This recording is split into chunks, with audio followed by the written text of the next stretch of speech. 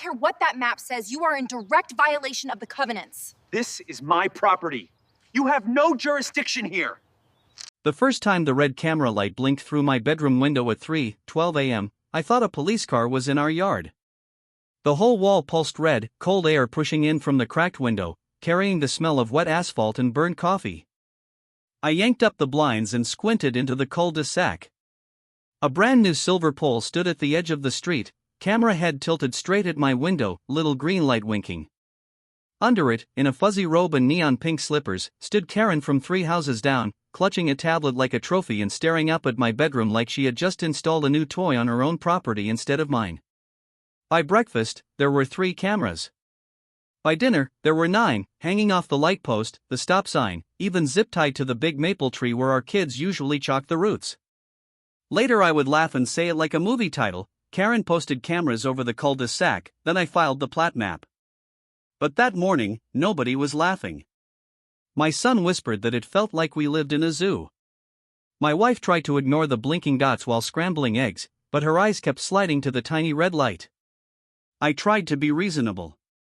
At 9:00 a.m., I walked over in a hoodie, hands out. I told Karen the cameras were pointed straight into our bedroom and backyard, and we just wanted them aimed down at the street. She stiffened, lifted her chin, and said the HOA had approved her safety project. If you don't like being recorded, she added, maybe stop doing suspicious things. When I asked to see the approval, she tapped her tablet and walked away. At the next HOA meeting, the board shuffled papers and stared at their coffee. Nobody wanted to challenge the woman who had filed 17 complaints last year alone. Things escalated fast. My brother parked out front for 11 minutes, and suddenly blue lights flashed across our living room walls.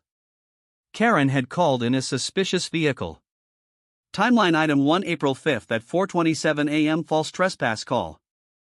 That went straight into my notebook, along with 4 noise complaints she filed about my kids playing basketball before 7:00 p.m. and 2 parking complaints on my elderly neighbor's caregiver. I sat up late one night scrolling the county website and found a simple line that changed everything. Patterns of false reports can be prosecuted. My jaw clenched. That was my line in the sand. I promised my wife I'd stay lawful. No screaming, no cutting wires. Just rules, records, and patience. The next morning I took a personal day and drove to the county building downtown. I asked for everything on our subdivision. When the public records file landed with 63 pages on the counter, I knew I had something. Back home, I spread maps and documents across the dining table. Right in the middle of the Plat map, in tiny black numbers, I saw it, the light post and that beloved stop sign sat on city right-of-way, not HOA land, and the maple tree base was on my lot line. One of Karen's metal poles was bolted 3 inches over onto my property. I scanned everything, wrote notes, and emailed the city inspector and the HOA.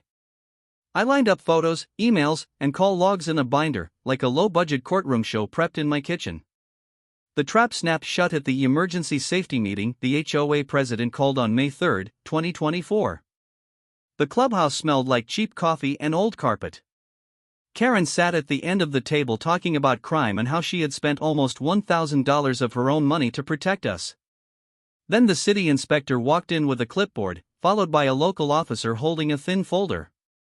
A few neighbors lifted their phones to record.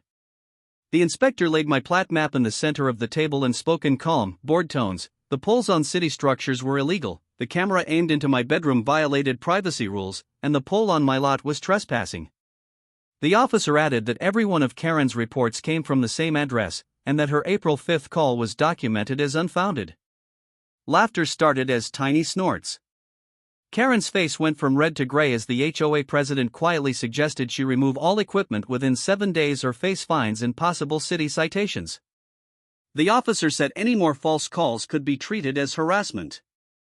The inspector handed me a copy of his notice like it was a trophy. Within a week, a work truck beeped in reverse while a crew unbolted every pole under the eyes of half the Cul De Sac. Kids rode bikes while the cameras went into plastic bins. The board voted to remove Karen from the safety committee and encouraged her to resign. Life slid back to normal.